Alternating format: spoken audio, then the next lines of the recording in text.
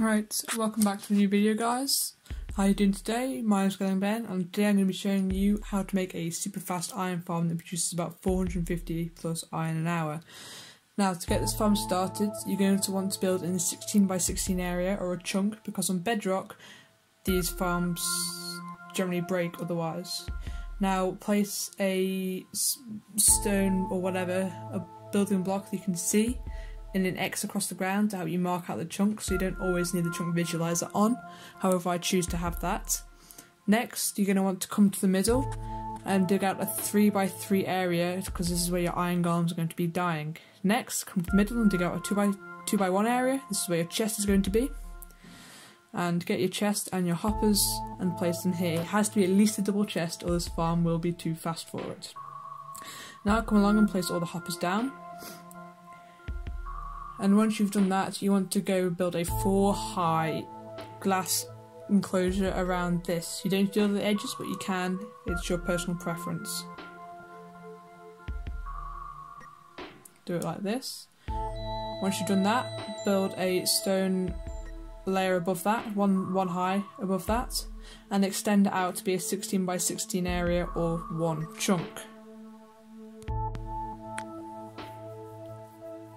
Make sure it goes on the chunk boundary again, or the farm will break.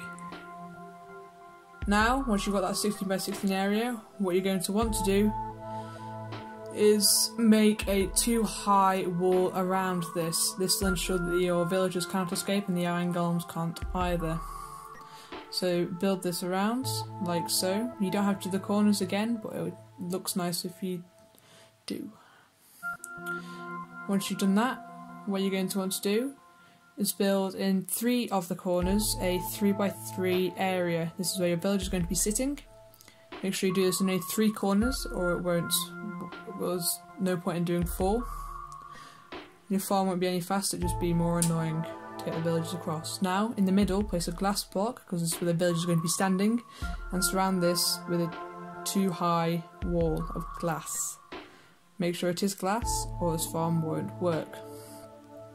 Repeat this in all 3 until you have this sort of shape looking.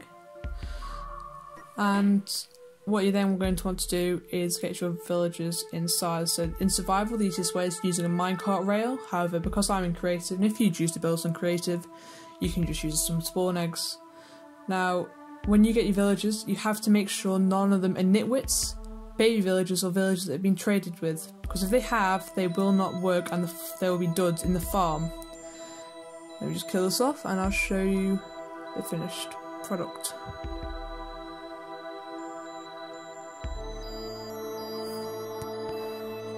Now that you've got all the villagers in, what you're going to want to do is place a glass block over the top of each of them to ensure that they don't get turned into witches or mobs can't hit them.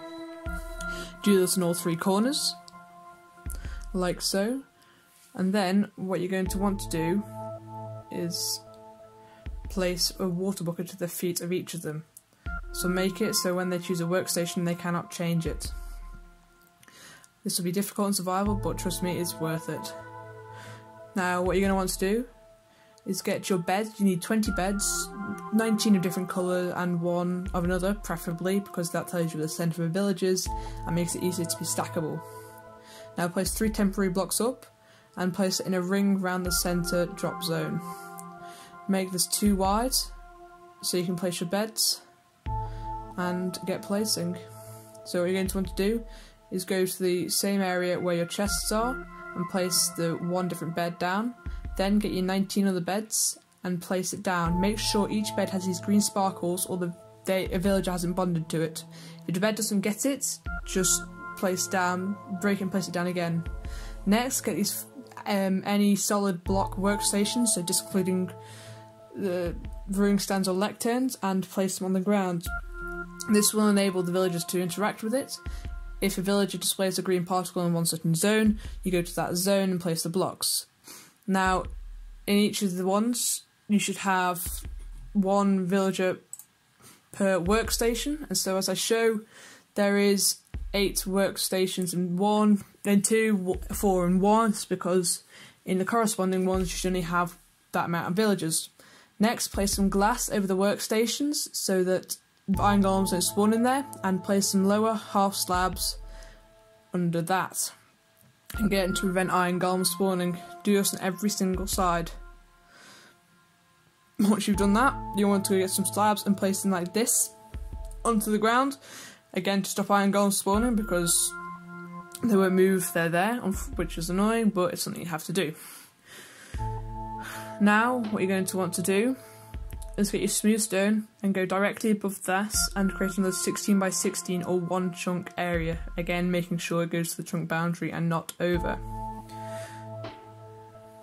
Right, once you've done this, you're going to want to break into here, get in, and you don't have to do this part, but I choose to because it makes me feel less paranoid about mobs getting into my villages, so you can just place a torch on every single one of them. Now, break all these blocks to make sure that iron golems don't hit their head on it. Make sure to not hit the beds, or it will be very unfortunate indeed as you watch them all topple down.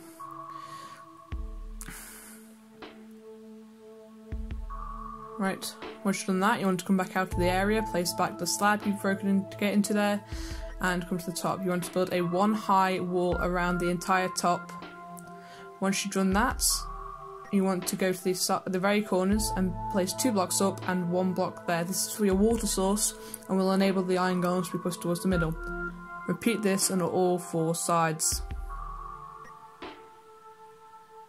Once you've done that, you want to come to the middle and make a 3 block wide hole. This will be where the iron golems fall down to their drop chute and to their death and for your iron. Now, place some signs down. You're going to want to place 1 there so the signs can rest on it. Do not destroy that when all the signs are in place, or it will be very annoying to put back again. Make sure to repeat this on the level below where the villagers are, but not the level below that, because I want to show you something else for that. So as I mentioned earlier, you're going to want to place the signs here. This is exactly the same pattern as before, to stop the iron golems and cats from splashing up and down, for 1, creating lag, and 2, they won't drop down as quickly into the kill chamber. Also, this farm does work as a string farm, unfortunately, because again, the cats. After that, what you're going to want to do is fill in each of the corners on the villager layer with water. You want to waterlog them with each of the source block to push the iron golems into the corner. However, on the corner where there is no villagers, you're going to want to place 1 block in the corner with a source on top of that. Make sure in the spaces next to it, you do not place a single source block, or that will turn in your entire thing into source blocks, your entire platform, which is a big no-no. Now come to the top and do the same on the top.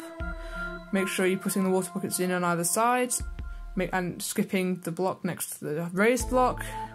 Once you've done that, you want to come down to the bottom. You should have some campfires at the bottom, 3x3. Can be any type of campfires. I use soul campfires because they look nicer, and just make a layer of signs at head height. Then get your lava bucket and in the middle create a source block. This will be what's burning the golems, and the soul campfires do also kill the cats. Now, one thing to make incredibly sure of is when making this farm, make it 96 blocks away at least from any other sort of villager contraption, otherwise the farm will not function. Anyway, thank you guys for watching, and see you in the next video.